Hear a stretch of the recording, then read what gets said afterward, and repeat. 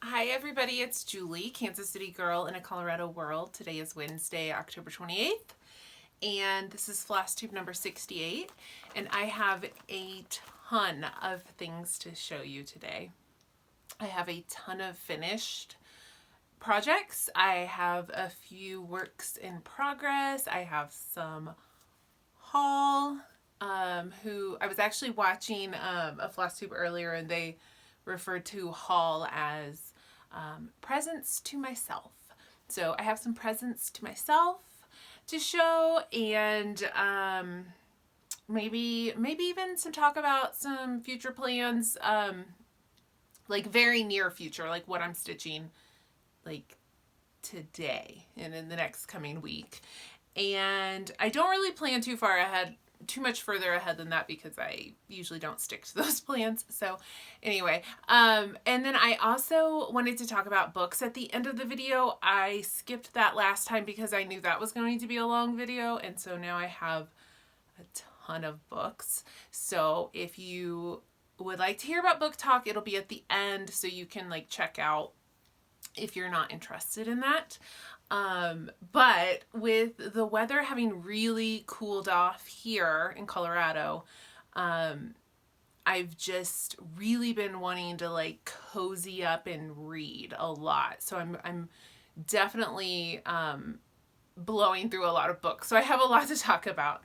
But I want to talk about my stitching because I was super productive. So not this past weekend, but the weekend before, I was thinking I needed to fully finish a few things that I had finished the stitching on, and they were kind of just sitting and waiting. And I all of a sudden like knocked out a few finishes that week, and I thought, okay, you know what? Instead of just trying to fully finish like a couple of things, like maybe I just need to buckle down and get the entire pile done, everything. And so I decided that's what I would do, and it took me all day Saturday and most of Sunday, but I finished, I believe, 8 things. So the first thing I had finished, I've shown this on Instagram, but I had not shown it here. This is one of my own designs by Hemlock Rye, and this is called Include Women. And this is a mashup of my favorite Broadway musical, Hamilton, and Kamala Harris. So this is a pattern that you can get for free on my Gumroad. I will link it down below, or you can pay what you want if you'd like to pay for it. I really just stitched this for myself. I designed it for myself. I stitched it for myself. And as I was stitching it, a few friends had expressed interest, so I decided I would just make the pattern available to anybody who also wanted to stitch it. It actually didn't take me that long. I think it took 3 or 4 days to stitch, and that would be, you know, stitching for a couple hours a day. Yeah, I finished this a couple weeks ago. I actually was stitching on this during the vice presidential debate. I had charted it with this saying, include women in the sequel, and then I had decided I wanted some alternate sayings. I had decided I wanted one that said Madam Vice President, and I'll insert a picture here of what that would look like.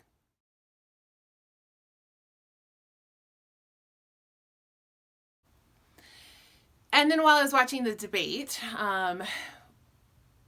we had this glorious moment where Kamala Harris several times, very calmly but confidently exclaimed, "I'm speaking." Like, stop interrupting me. I'm speaking. So I was inspired to chart that quote as well. And that looks like this.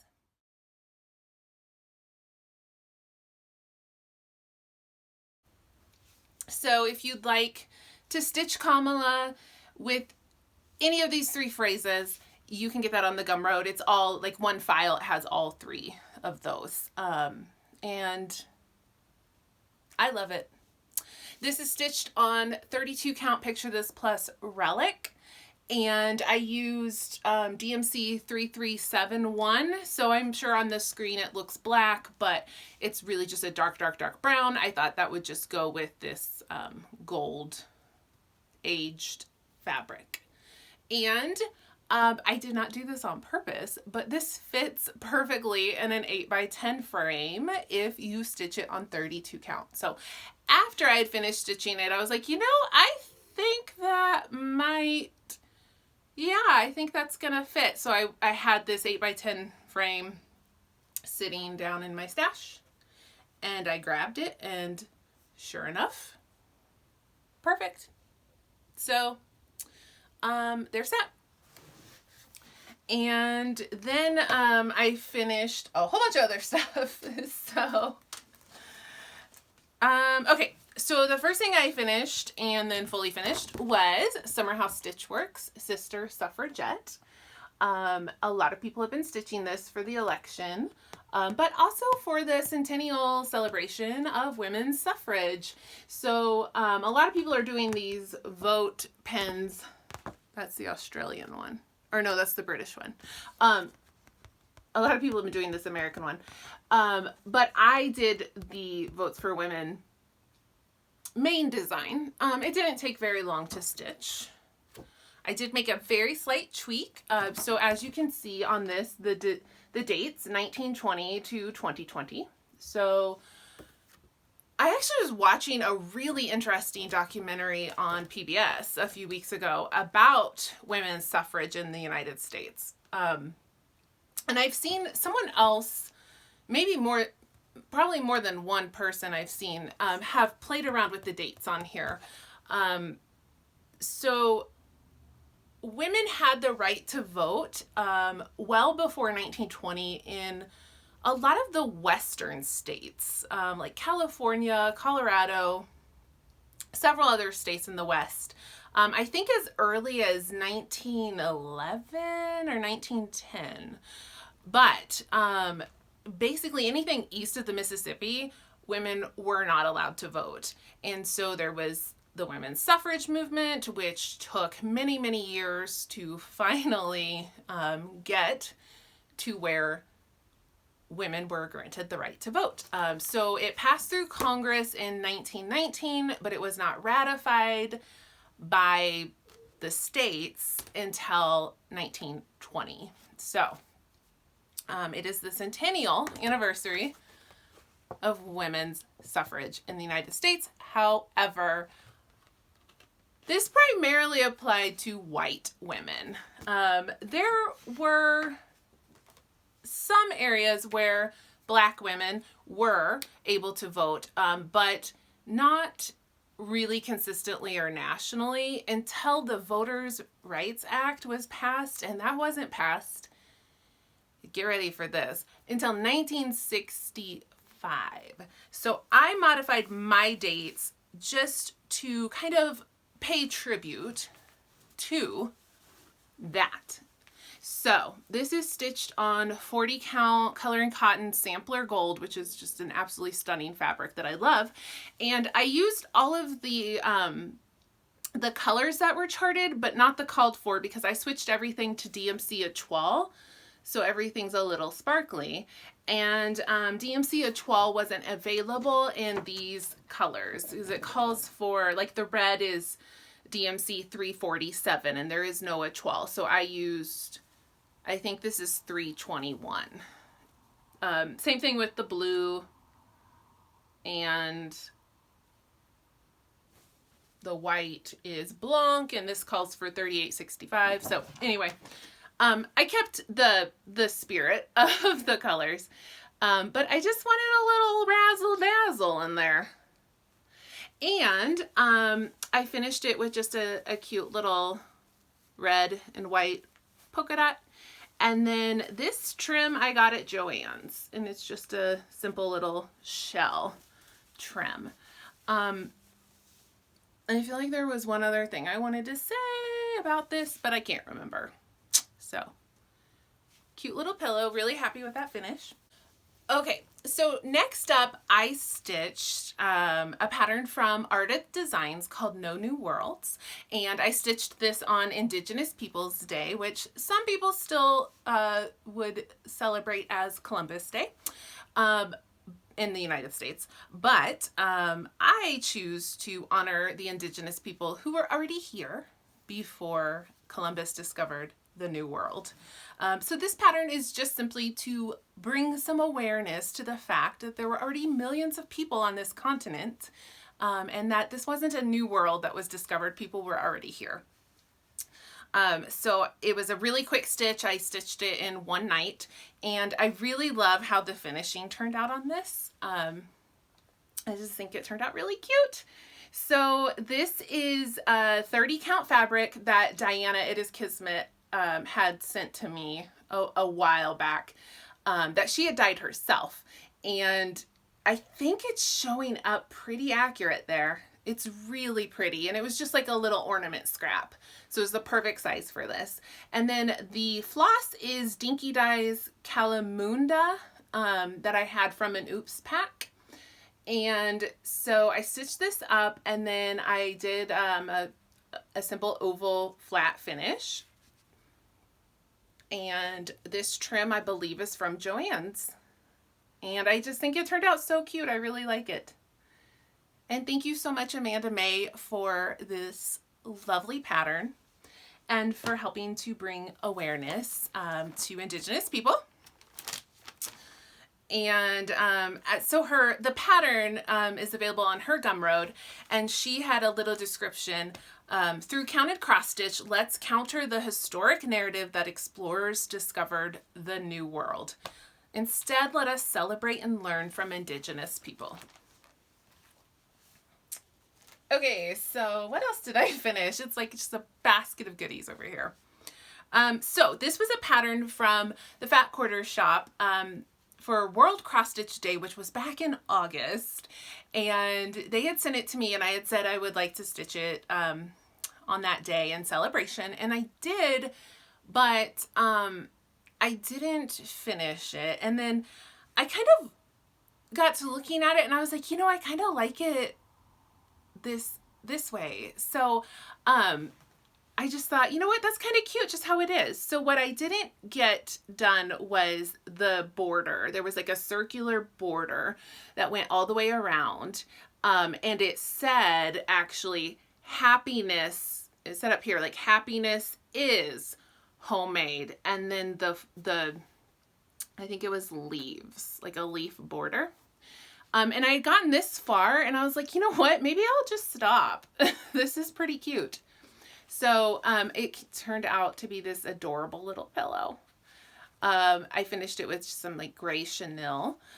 These are color and cotton colors. I can't remember what they are, but this one's eucalyptus. I can't remember what the dark gray is.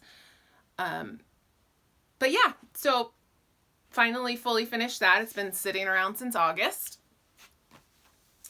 What else did we finish? Oh, you guys haven't even seen this as a work in progress because I started this and finished it since my last video. I could not resist. I was trying to resist, but I just couldn't. This is Mill Hill Bewitching Pumpkin.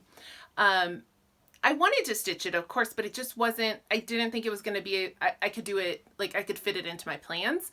But then Calico Whimsy on Flosstube and Instagram. On Flosstube, she's Calico Stitches. On Instagram, she's Calico Whimsy. And she has been doing a whole like daily vlog for Halloween for the month of October. And she's been doing a ton of Mill Hills. And I just needed to scratch that itch. So I got this out. It's stitched up so fast. I mean, you can see it's a little bitty one, but it's stitched up in like 3 days. Super fast, super gorgeous. Those colors, it was so fun to stitch with these colors. So I just finished that with some felt on the back. So that was a start and a finish. And then everything else I think you've seen before.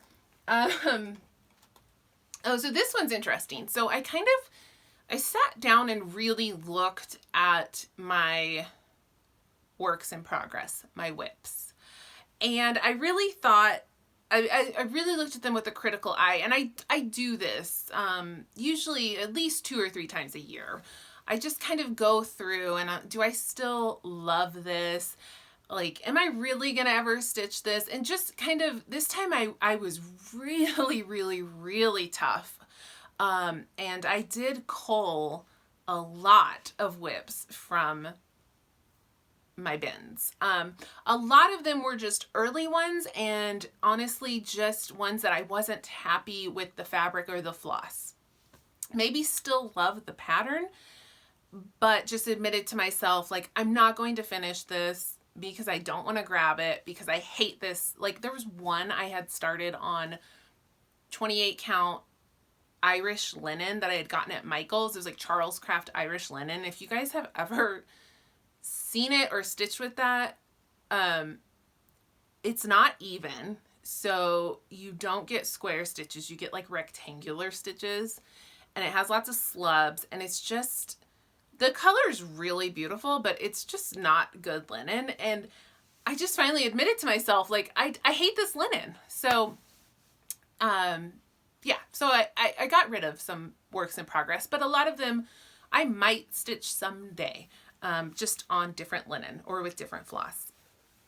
But one of them that I really looked at with a critical eye was the Alforst Embroidery Emerald City Sampler Stitch Along, which is a absolutely beautiful pattern. I love the finished product of this stitch along, which is now concluded. I had only ever done part 1. I never got any further than that. And it was fun to stitch. I just had not ever moved on. And I got to looking at it, and I do love it, but I just like, where would I even put it? Like, it's enormous. It's a huge project. Still so much stitching left on it. And I was just like, you know, I'm just never going to finish this. I know I'm not. And then I just thought, you know what? I finished part 1. Why don't I just make part 1 into a cute little pillow and be done with it? And so that's what I did, and I'm really happy with how it turned out. It's really adorable. So this was what I already had stitched. So I didn't have to, you know, rip anything out or finish anything, but it's been sitting for a year like this. And this still has like that Wizard of Oz like feeling that I liked from the piece. Like, do I have the gorgeous, huge Emerald City? No, but I've got Dorothy and the Tornado and Toto. So, and it'll just fit in a little basket and not be this huge sampler. I finished this with some Lady Dot Velveteen. I can't remember the name of the color. Marigold, maybe? It's really pretty. And then just some blue rickrack that I had in stash. And I think it turned out so cute. So that was a finish. Oh, if anybody's curious, I stitched Dorothy with silver shoes because that's how it's written in the books.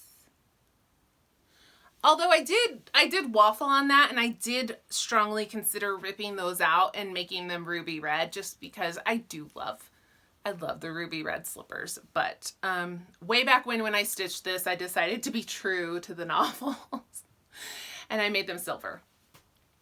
Okay. Ooh, we're almost done. 2 more?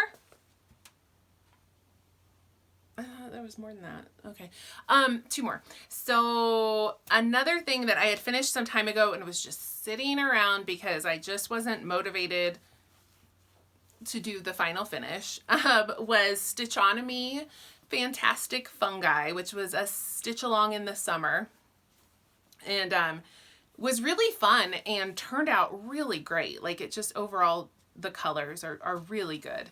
And I knew I wanted to do like a diamond soft finish, but I had never done anything like that before, and I knew it was going to be some work. So I had been putting it off. So doing a Flosstube finishing weekend and just telling myself, like, no more excuses, you got to get this stuff done, was really good for me. And this was a 40 count Picture This Plus swamp that I hated and over dyed myself. So it just ended up this color that I thought might really work with these mushrooms, and it did. I love it. I just have a simple like orange on the back. And then this is Lady Dot Creates pom-pom trim in the color Jack, I think. It's just a nice orange. And then just a simple ribbon at the top, and it'll just hang on the wall or on this bookshelf probably. It was a challenge for me to figure out. I don't want anyone to look too closely at this. It's not perfect. It's a little wabi-sabi, a little wonky, but just glancing at it now, like it looks great. Just don't look real close, especially here at the bottom. And then my last fully finished object, love this one. This is the Scarlet House, My Gift to Thee. And this was a pattern that my friend Victor, he is not on Flosstube, but he is on Instagram. His Instagram is called Flawed Sir. And he's been doing this craziness where he started, I don't even know, I think it was like 100 things in September. Like, it was absolutely insane. Insane. So he now has like 1 million whips. So anyway, he had sent me this pattern, and he sent it to me kitted up with the fabric and the floss. It calls for like 5 classic color works, something like that. And the fabric is a 35 count Access Commodities in like a raw natural linen. And so I had finished the stitching on this some time ago, but I just hadn't fully finished it. So here's the stitched piece. And then I finished it with some nice like greenish grungy homespun, and then this red trim I think is from Joann's. I don't know. I buy a ton of trim at Joann's. Sometimes at Michael's, but they don't have as good of a selection. I mean, at least my Michael's doesn't. So anyway, I think it came out really cute. I'm really happy with this, and I'll have that to display for Christmas. So I told you I had a ton of finishes. Those are all my finishes. I went crazy. And then I have a couple of whips. 1, 2, 3, 4, 5, 6, 7, 8. So that's not a couple. That's quite a few. So I have some works in progress. So first up, this is Lindy Stitch's Dracula's Confession.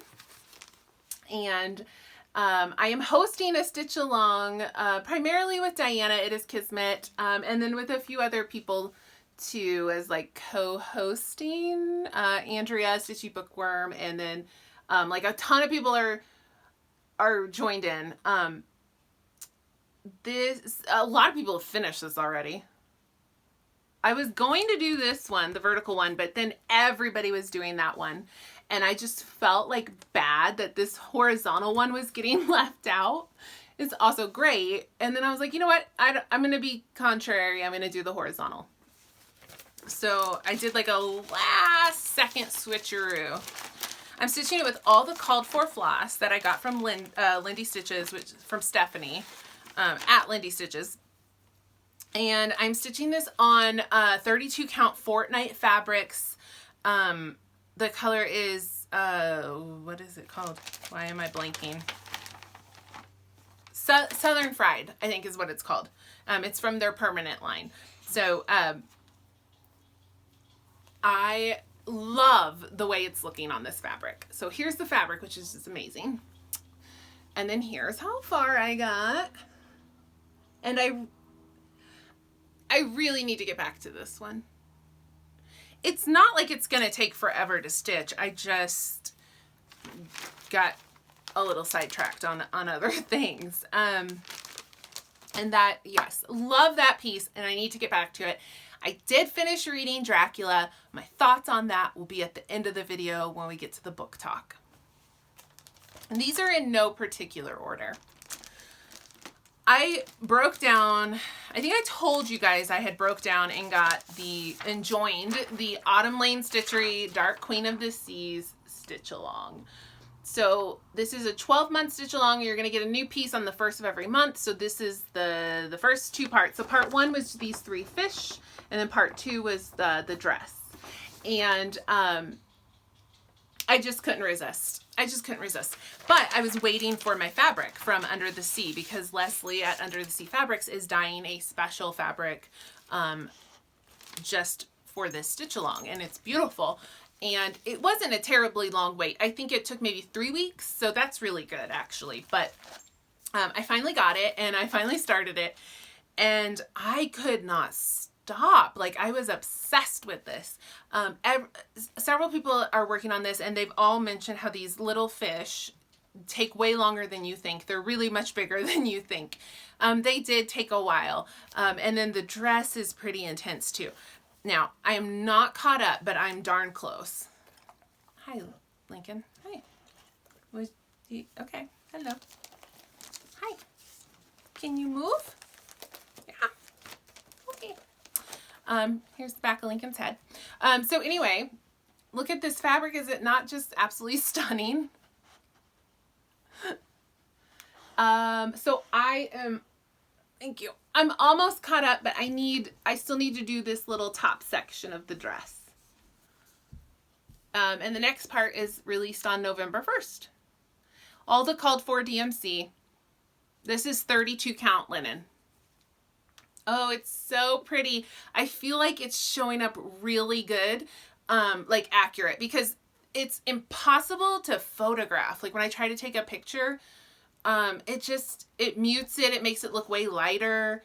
It doesn't capture the purple with the blue. It doesn't photograph well, but it is showing up really accurate right now. So, yes, I love that. I need to catch it up.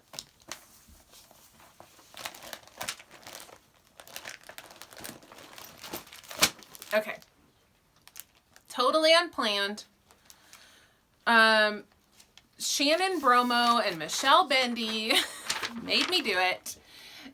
They both started working on Primitive Needle Blacked Sky this month, and I couldn't resist. I had to get it out. So I worked on this for I think like 3 days, and I made barely any progress, sadly. I mean, I did, but it doesn't look like a lot. So, this is 36 count XJU Design cinnamon roll fabric, which I absolutely love. And it took me 3 days to do this diamond border, this half, because I had this half done. So this right here, 3 days. I mean, I think one of the days I didn't get a lot of stitching in that day, but I mean, still, it took forever. But it's done now. So I'm ready to start in on this second block when I get back to this one. So Michelle and Shannon have made a pact, and they're going to stitch on theirs until they are done. And now both of them were way further along to start with than me, but I mean, that piece is a lot of stitching. I think when you glance at it, it doesn't necessarily look like it's going to be that much, and you think like, oh, I could totally do that in no time at all, but it's a lot of stitching. So they both say they're going to stitch on it till the end, and they're both making really good progress. So I'm just cheering them on the sidelines now, because I know for a fact I cannot stitch on that until the end. That's just not going to happen. So the next thing I worked on, or not the next thing, because these are not in order. I worked on Things I Know for Certain by M. Kissa Creations on Etsy. Marissa, she has a Flosstube too. This is a Practical Magic inspired pattern. And for some reason I was like, you know what, I'm just going to get this out, and I'm going to like knock it out in a week. I'm just going to finish this up. And it took me forever to do all the words, and then I got to these little witches at the bottom and realized just how much stitching they really have, and I was like, okay, I am not going to finish this. So I couldn't devote the entire month of October to trying to finish this. But I did get the words done, and now I am on to the witches, but I did take a little pause.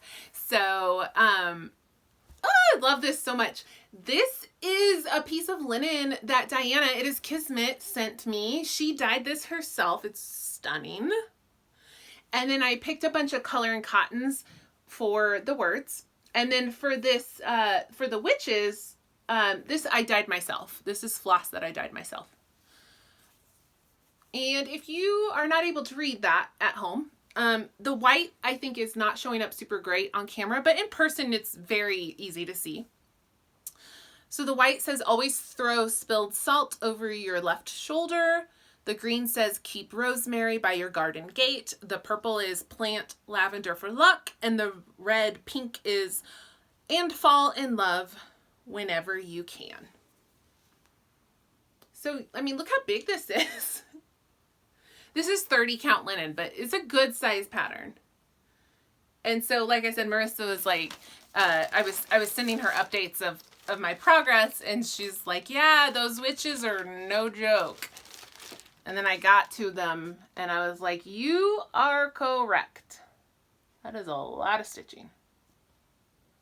Like, each witch is several hundred stitches. So, but I do love the way it's coming out. I also worked on the Frankenstein Stitch Along from Stitching Book Club. And you can get my thoughts on Frankenstein in Book Talk at the end of this video. So I am ready for the border. So this is 40 count, picture this plus murky. And I am stitching mine with various color and cotton flosses. And I'm just picking. I picked like 5 of them as like a palette I liked. And then I'm just randomly selecting them for each block. So I am ready for the border. And I love the way this is coming out. Look how little it is. Like, mine's on 40 counts. It's just super tiny. It's a wee. Okay, so the border she ended up releasing it early. I think it was supposed to be released on Halloween, and then she realized people like wanted the opportunity to actually have this like finished and hello. Do you need to get through to the window? The window's right over here, so I think I've blocked his path with all of my crap. There you go. You can make it now. There. Go ahead. Go. Hi. Okay, so anyway, she decided to release the border a little early so people could get it stitched for Halloween. The border is beautiful, but I can tell I don't have it printed out. But it's, that's a lie. I think I have it right here. Oh, but that's the chart. I can't show you the chart. Anyway, the border is like a lot of triangles. It's all pretty filled in. And I'll be honest, it looks like it's going to be a little bit tedious or boring for me to stitch. The effect is very beautiful. I don't want to stitch it. I don't want to do it. But I'm going to chart something. Because the thing is, what I always hoped from the beginning, when she first released the empty border, was I wanted a quote from the novel to wrap around the border. So I'm just going to chart something and hope I can get it done. And I hope it looks good and I like it. The border is awesome. I just don't want to stitch it because I am lazy. Okay, so it snowed in Colorado on Sunday and Monday. So I have my new snow project. It's Mirabilia Santa's Magic, which was just discontinued. Like, I don't even know, like 2 weeks ago, they announced they were retiring this pattern. So if you think you might want this, like, go get it while you can still find it. So this is Mirabilia Santa's Magic. And I will work on this every time it snows here where I live. I almost said in Colorado, but then I would be working on it every day. So just every time it snows here in my little part. So this chart, I have to be honest, it's an older Mirabilia. It's a pain. It is confetti like crazy. I knew I had another finish. It just reminded me. Let's pause. Let's pause for a second because I missed the biggest finish. It's so big I didn't even see it. This has been finished, but I fully finished Snow Queen by Mirabilia. So this was my snow project until I finished it. This has to be our screen capture for sure. So, I finished this. Let me just zoom in so you all can see her again. Everything's as charted except for her hair. She's blonde on the pattern, and I made her a redhead. Yeah. I mean, come on, guys. Like, really? It's amazing. This is 32 count, hand dyed by Stephanie, Polywog Princess. And, she's amazing. So what did I just do to the frame? So I was stitching on her every time it snowed. It took me 2 years, and I finished her. So now Santa's Magic is my snow project, but this one is like confetti heavy and like tons of Krynic, and it's just, like, honestly, it's not fun to stitch, but I mean, I'm going to stick with it. So I found this as a kit at my craft thrift store, and so it came with all the floss, all the Krynic, all the beads, and it came with the called for fabric, which is like a Witchelt. I don't know. I don't have it handy, but anyway, this is how far I got. And all of this teal and silver is Krynic, and it is a total pain. So it's just, it's not fun to stitch Krynic, but then also like just all the confetti. It's just, it's slow. It's slow going. Like, I know that this is going to be quite a process, and that's why it's good that it's a snow project, because I'm kind of forced to get it out, because I'm never going to want to get it out on my own. It's going to look amazing when it's done. But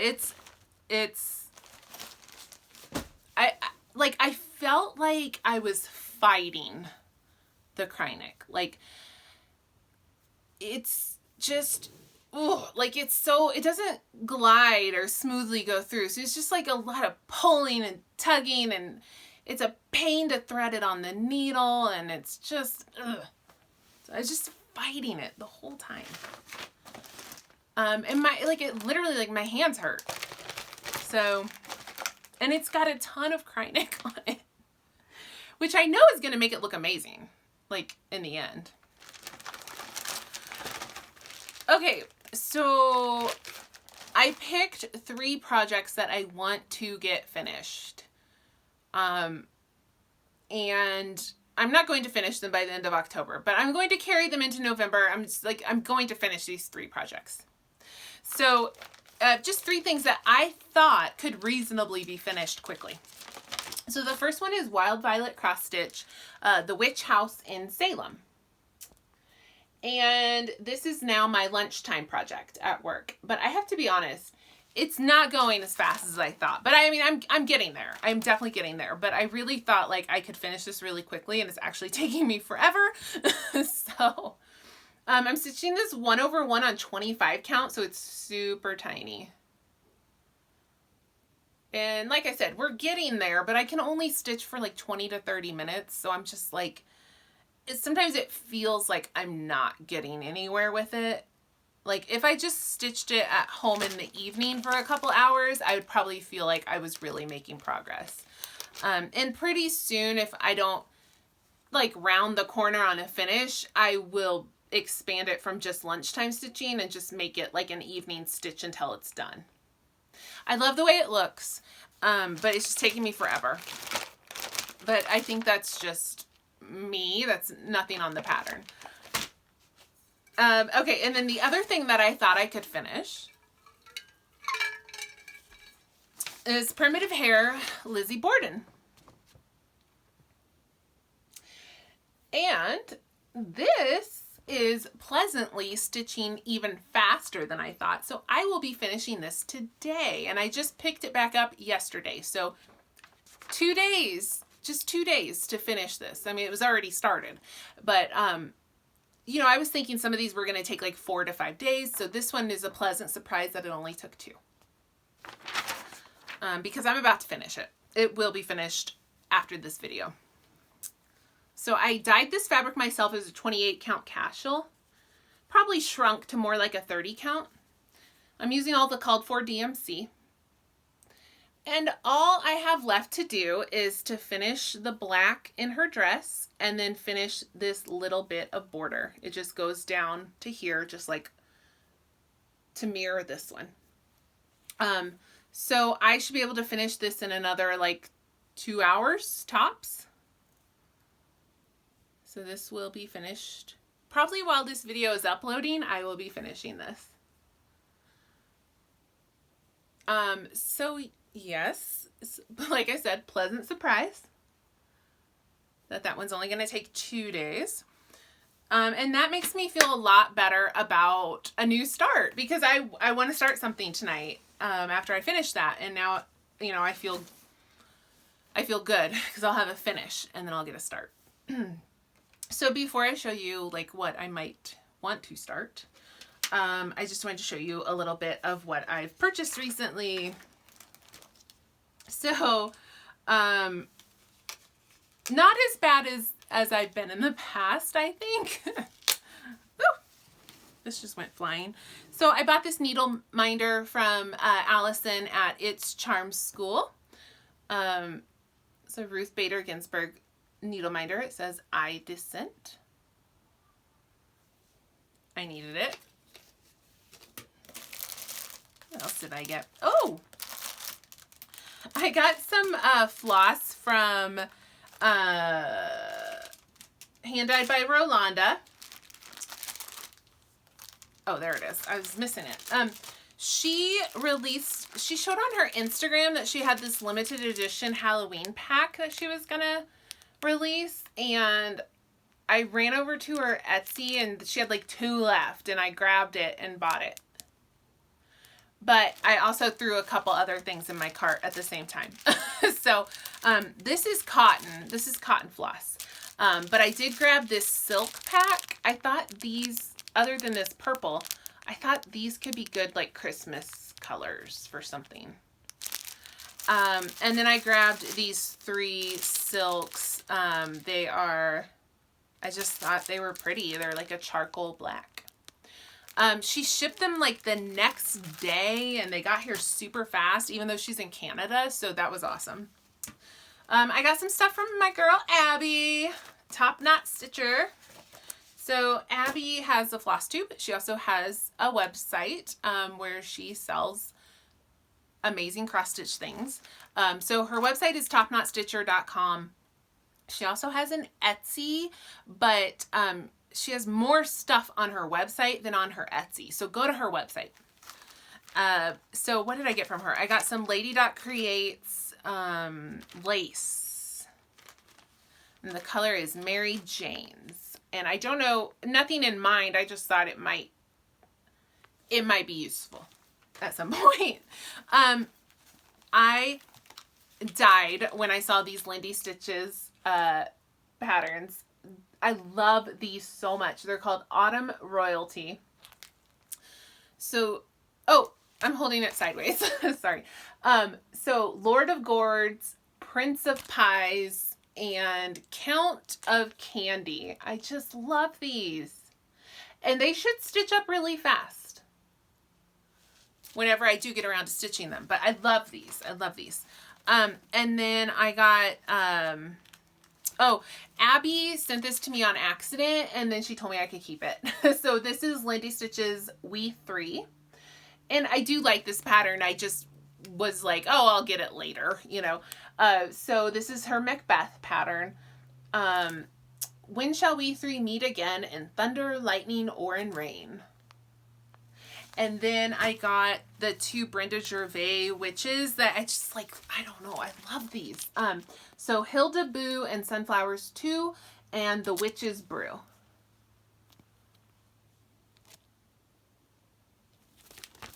So is that all I got from Abby? Maybe. I think so.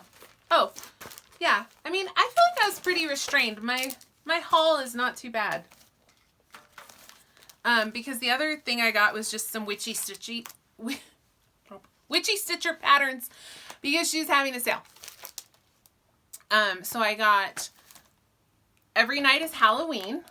When we're together, darling, every night is Halloween. And I got my next Ouija board. So, oh, I didn't tell you guys. When I said I was going to work on 3 projects until I finished them. So is Lizzie Borden, the Wild Violet Witch House in Salem, and then my other pattern I decided I need to work on till a finish is Witchy Stitcher Ouija board. And so this will be up next as like the next thing I'm pushing to finish. And I'll show you guys where I'm at on this.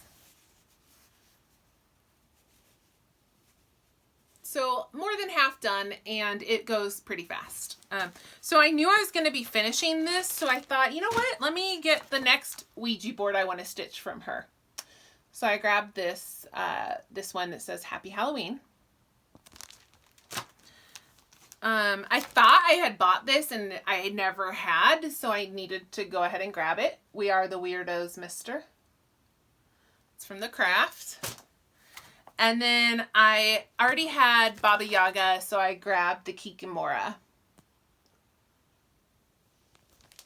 So that was all my haul. So I did want to show you guys, so that's basically all the stitching stuff. I'm going to get to book talk in a second. But I just wanted to show you guys really quick, like, what am I going to start? Because I told you I'm going to start something tonight, but I don't know what it is yet. I'm going to show you, like, what I've had sitting here, like, ready to go. Like, I want to stitch all of these, but the month is over in a couple days, so I don't think I'm going to, but here's what's calling. Satsuma Street, Autonio.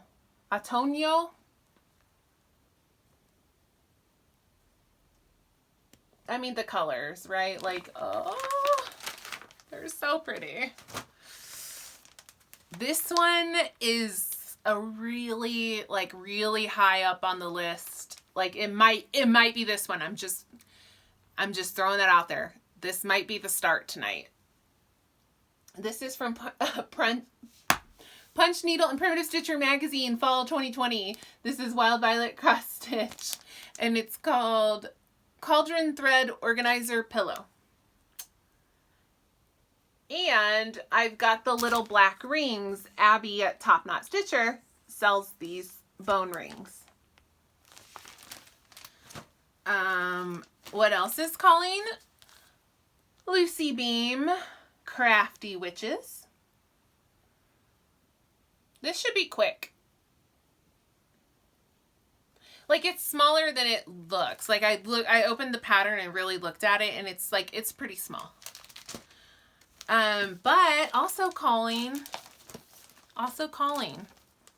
Mkissa Creations Witch Shoes. And this should also be really quick.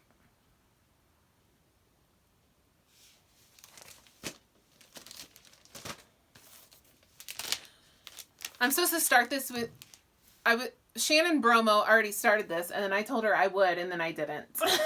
So this is on the radar too. Beetlejuice by Ba Meow on Etsy. That's what the store is called. Ba Meow. This pattern is awesome. But also on the radar, Thread Sewer Double Double. This is, she's actually stitched this. She has a model. I don't know why it's not on the pattern cover, but it looks like way cooler than, you know, than the mock-up makes it look. So If you go check her Instagram, you can see this actually stitched up. It's really good. So that's on the radar. Also on the radar is this set by the Prairie Schooler, which I'm going to stitch. There's like 6 of these in this series, and I'm going to stitch 4 of them on 1 piece of linen. And these are smaller than you think. Like they look like they actually will stitch really fast. They are 75 by 97. 75 by 97. So those are on the radar. We're almost done. Primitive Hair, Spooky Countdown. I've wanted to stitch this forever.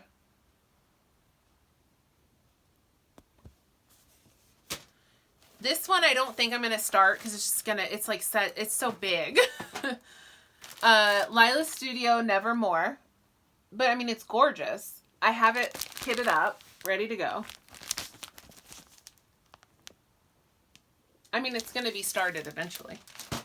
And then I have another Mill Hill Autumn Harvest. And, you know, this could comfortably go into November. So yeah, those are things you might see as works in progress on this channel coming up soon. So that's all the stitching stuff for today. And I mean, isn't that enough? Isn't that enough? So that's all I have for stitching. And now I'm going to talk about books. And if you don't want to hear about books, then that's fine. I'll see you next time.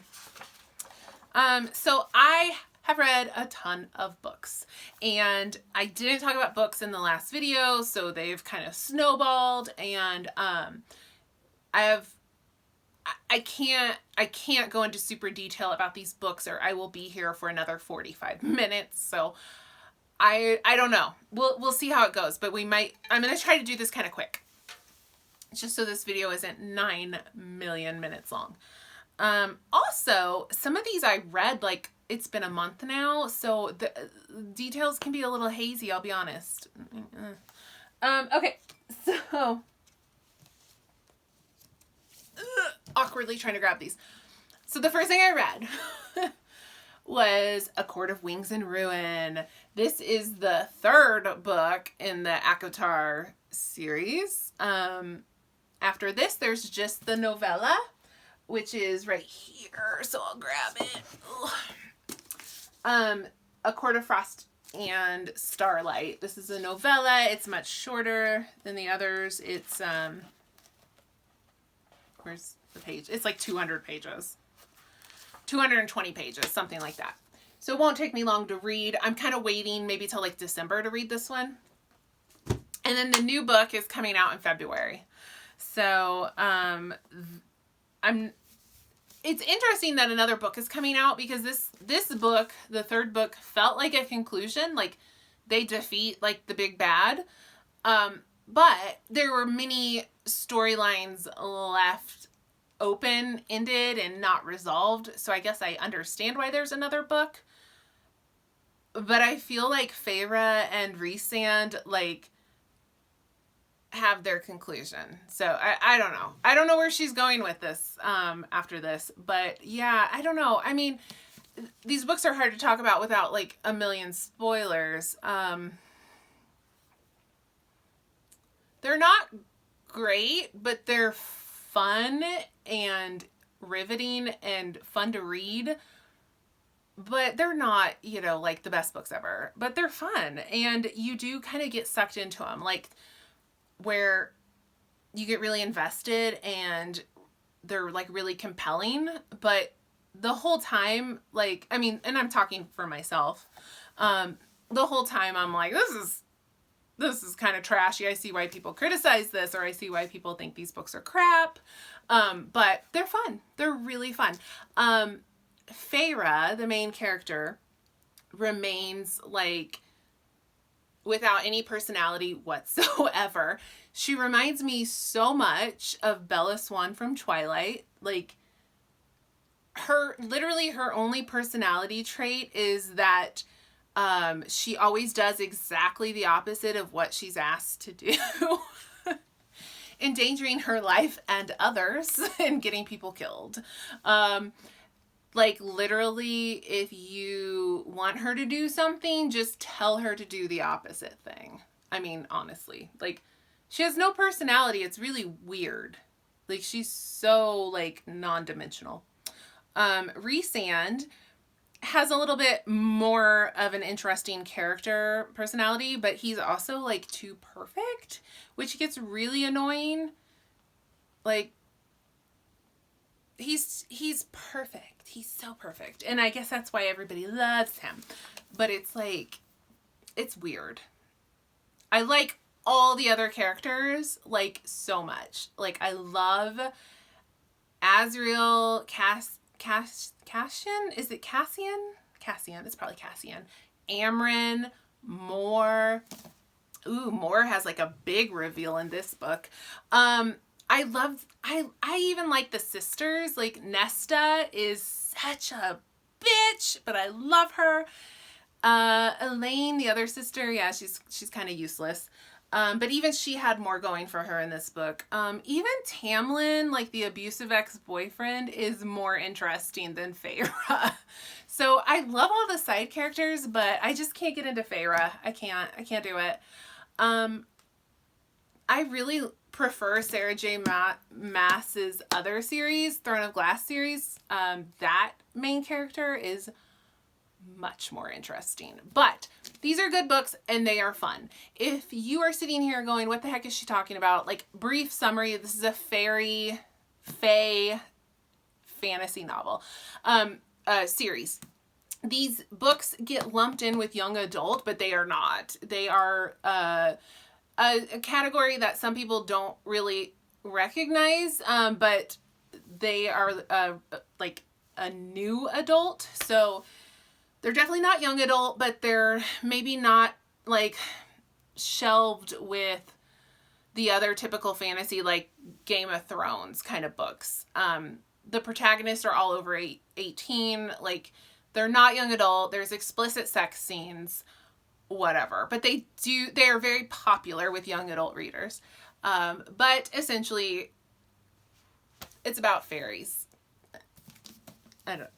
I said I wasn't going to talk about these for too long, and here I go. So, okay, let's move on.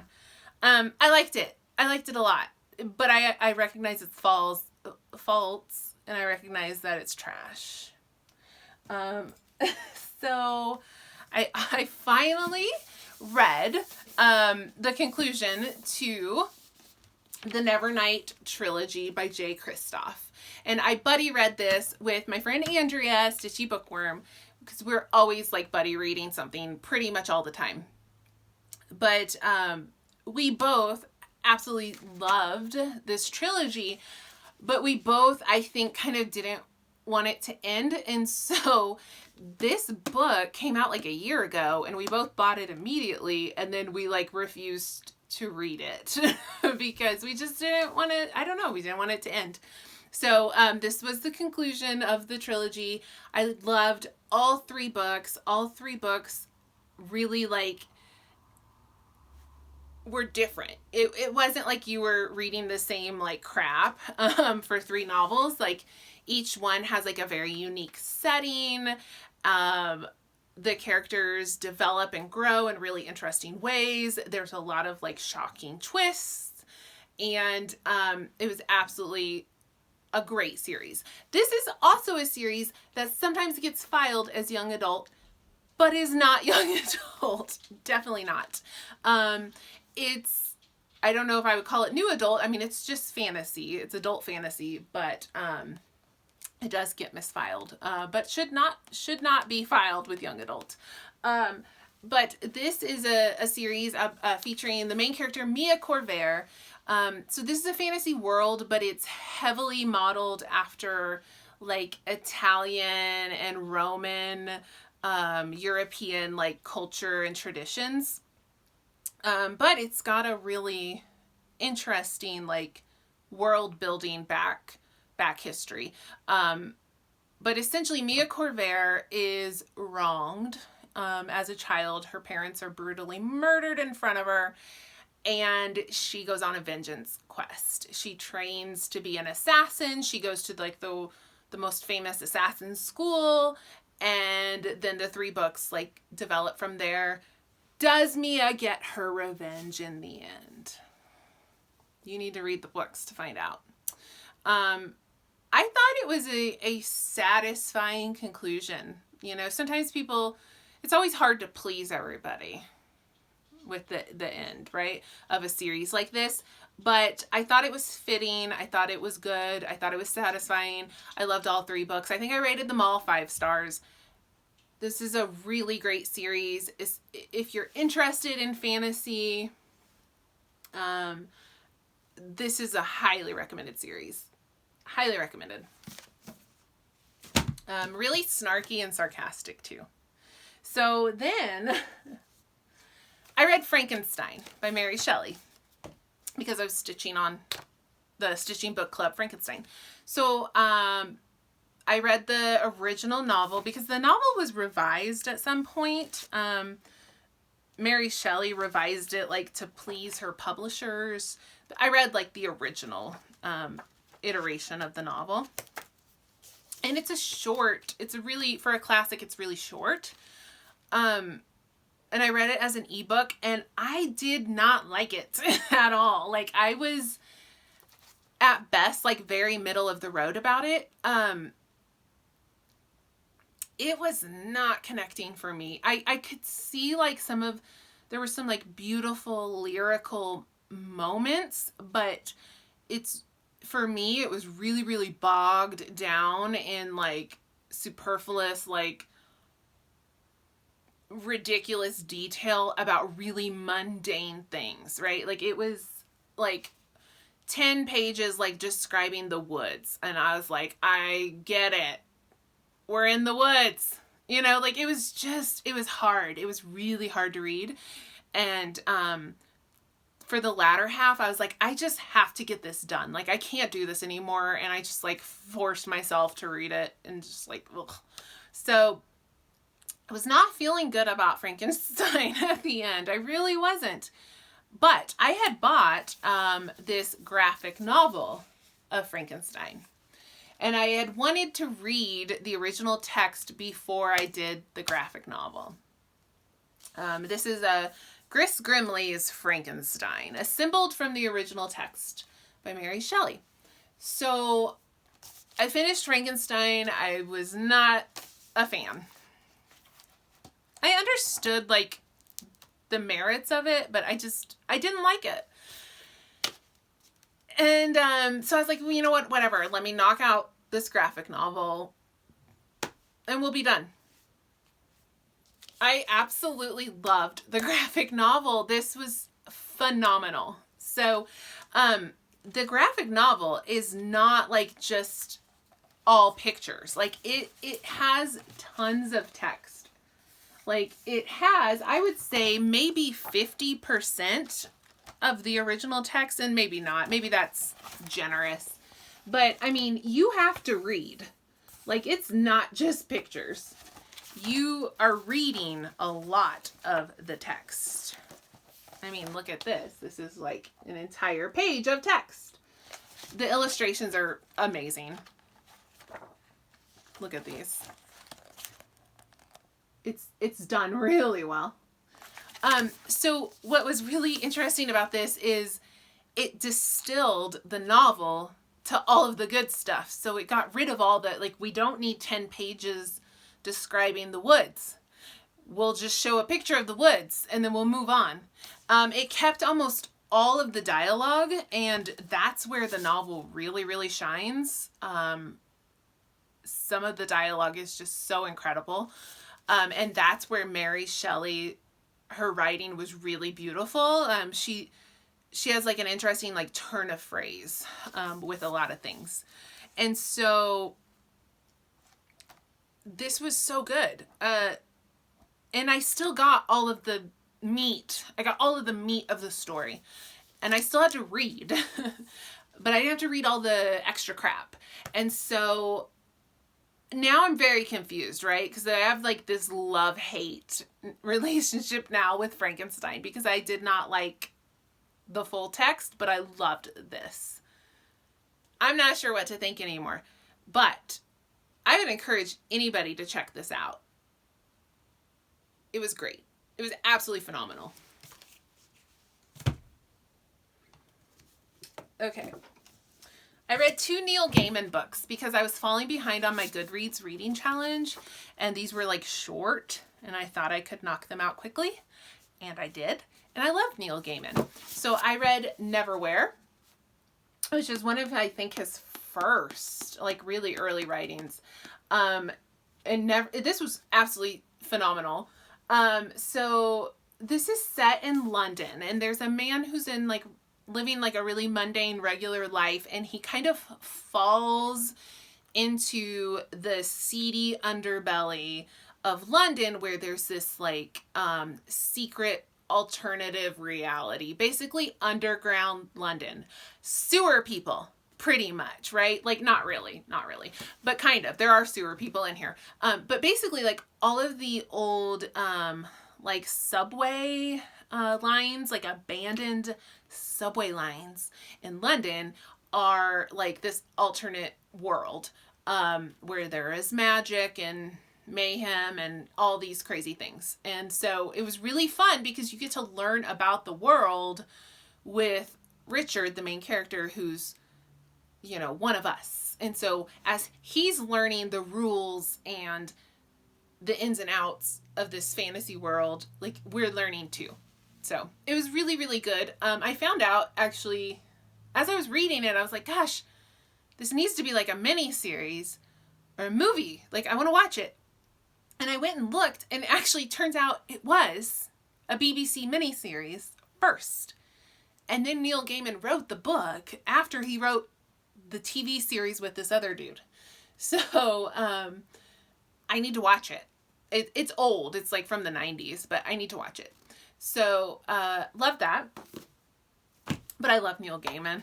So, and then I read The Graveyard Book, which is middle grade, ages 10 and up. So not even young adult, middle grade book. But I feel like it's really pretty advanced for middle grade. It's long and it's dense. It's not, you know, it's nothing light. I'd say it's comparable to like a Harry Potter and the Sorcerer's Stone.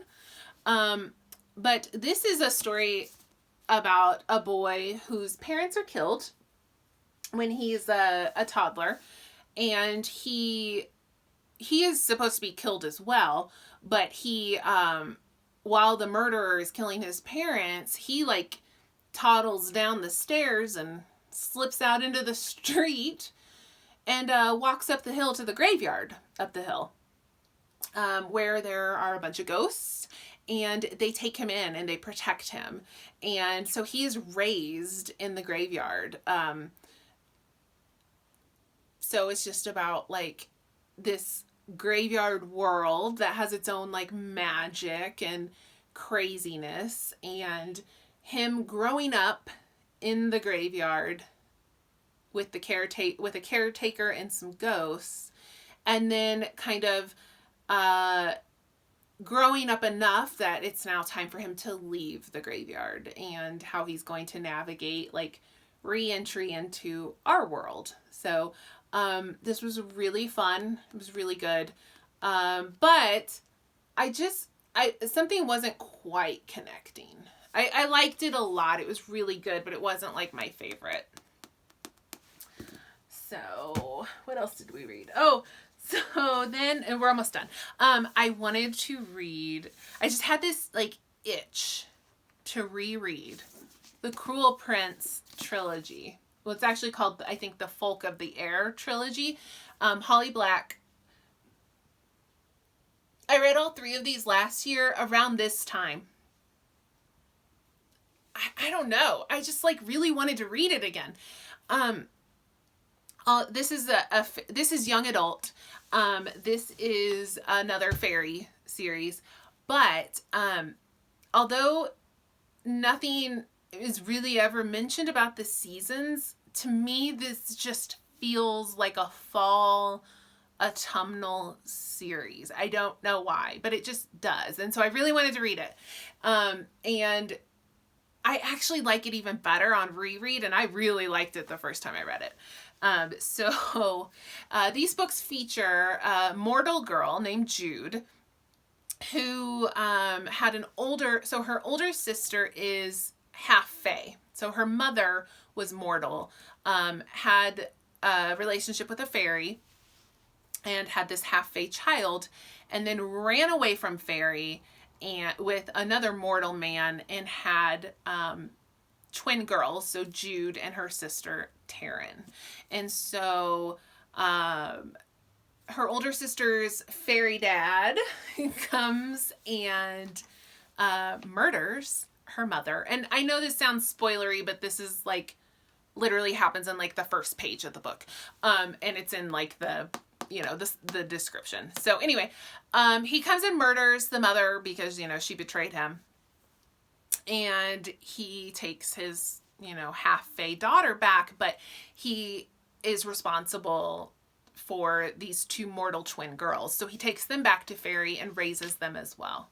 And so there are two mortal girls being raised in fairy, which is not a kind place to mortals. Most mortals are there under like a glamour, under like nefarious circumstances, and they operate as like servants.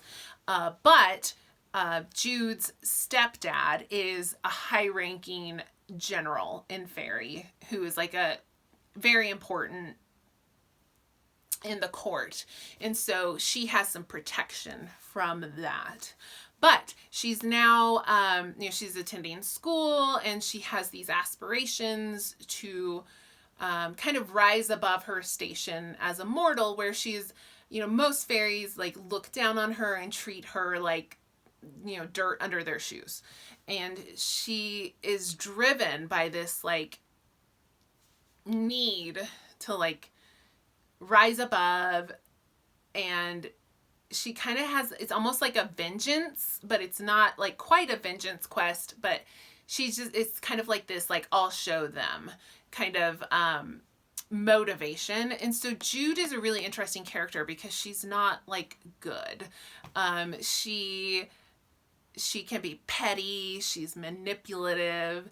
She's driven by like unpure motives. And so I found that really fascinating and really fun to like hear her internal dialogue where she's like, I'm gonna be like super bad, and it's just really fun to watch and to read.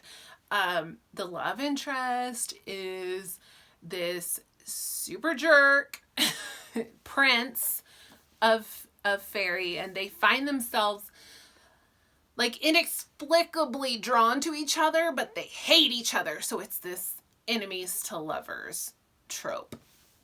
So I read the first one again, and then I had to read the second one, The Wicked King. And now I still need to read the third and final book in the trilogy. So these are quick reads. They're fun. They're easy to read. They're like 350 pages. You can read them, or I shouldn't say that. I can read them in like 3 or 4 days. So I've got to read the third one. I love this series though. I love it. But it's a little divisive because, as I've talked about before, some people cannot connect and enjoy a book where they don't like the main characters. And these people are not terribly likable. And so I know some people can really struggle with that. I really can enjoy that, like, and have a great time with that. But I think if you're someone who needs to really like and enjoy your main character, and you need to like relate to them, or they need to be like driven by good, then you're not gonna like these books. Just saying. But if you're petty like me, you might love these books. All right, and the last thing I read was The Bone Houses by Emily Lloyd Jones. This is a young adult novel that I got in an owl crate last year. This is a book that is based in like Welsh mythology, and as I read this, I realized that I need to get down that rabbit hole of Welsh mythology, because my all-time favorite series, The Raven Boys by Maggie Stiefvater, is based in Welsh mythology. So it's clearly something I enjoy and that I'm drawn to. But this was a nice, like, easy read. It was short. It wasn't hard. You know, it was easy to read, but compelling characters and interesting characters. Basically, there's like a little village on the outskirts of this like nefarious wood, and basically like the town is afraid of the wood. Like, don't go into the wood. But this girl, the main character, Wren, is a gravedigger. Like, her family is a gravedigger family, and she's learning the trade. Her father is sent into the wood on a scouting mission, and he never returns. The family is in poverty. They're starving. They're about to lose their home. And she is commissioned by a traveler, a map maker who's passing through town, to be his scout and his guide through the woods, because he is going in to map something or other in the woods. So whatever. So she needs the money. She's in dire straits, and she agrees. And then they go on this journey through the woods where things are trying to kill them. The things that are trying to kill them are the bone houses. So the bone houses are zombies. They're zombies. So it's like, somewhere someone described it as medieval zombies. So it's like The Walking Dead in medieval times. That's actually pretty accurate. So this book is really interesting because it starts off pretty benign, and you're like, ooh, what's the deal with this gravedigger? Like, what's gonna happen? And then all of a sudden, like, zombies are trying to kill everybody. So it takes an interesting turn. But it was really fun, and it was really interesting, and it was compelling. And then it's interesting too, because at the end, it kind of like veers into this narrative about grief and loss and moving on from grief, and like, that was really interesting, and it was really deep. Like, I didn't see it coming, because we've been fighting zombies like the whole book, you know. And then all of a sudden it's like, you need to process that your dad is gone, that your dad is dead. And the love interest, boy, map maker who commissioned her to be his scout, he has to process and deal with some grief too. And so it was just like, it got really, really deep at the end, and it's not a bad thing at all, but it was sort of like, whoa, that kind of hit me hard. So anyway, it was really enjoyable. It wasn't like something I think I need to like classify as an all-time favorite or probably ever read again, but it was really good. I liked it. It was worth the read. It's worth the read. Okay, that's all the stuff I read. Maybe. I mean, I probably read some other things, but that's what I wrote down and brought in here. And then I will leave you, but before I do, I want to show you two books that I recently purchased that I'm just really excited about. So, V.E. Schwab, The Invisible Life of Addie LaRue. Everybody is talking about this book. Andrea, Stitchy Bookworm, got to read this like a year ago as an advanced reader copy, and she loved it. She said it was so good, and this has been like her most anticipated release of 2020. So highly recommended from her. I like V. Schwab. I haven't read like a lot by her, but I like what I've read. And so this was definitely like an easy no-brainer. Like, I need it. It's adult fantasy, and it's pretty. And then I also had to pick up this book, A Deadly Education by Naomi Novik. And do you see this theme here? Like, black and gold might be like the thing this year. So this author, this is also adult fantasy. Naomi Novik is such a great writer. She wrote a book called Spinning Silver, which is like a Rumpelstiltskin retelling. And then before that, she wrote... Why? I've lost it. Oh, it's probably in here, huh? Uprooted. God, it was not coming to me. She wrote a book called Uprooted that I absolutely loved and actually need to reread because it's been a couple of years since I read it. Uprooted was so good that I kind of got this like just on strength of the author, like not even really having heard anything about like, you know, raves or anything about this book. I was just like, yeah, I'm gonna like it. I'm just gonna get it. But what really sold me is it's a dark school of magic, and I'm just like, I'm in. So I really don't know a lot about what is going to happen in this book, but the blurbs on the back are very compelling, you know, sharp, witty, darkly effervescent, wise, witty, and monstrous heroine. A school full of monsters. So, I don't know. It sounds like adult Harry Potter. I'm in. So, I haven't read either of these, but I will soon. And I don't know. Maybe you guys might want to check them out too. Okay, so that's it. That's enough, right? Thanks for watching, and I will see you next time.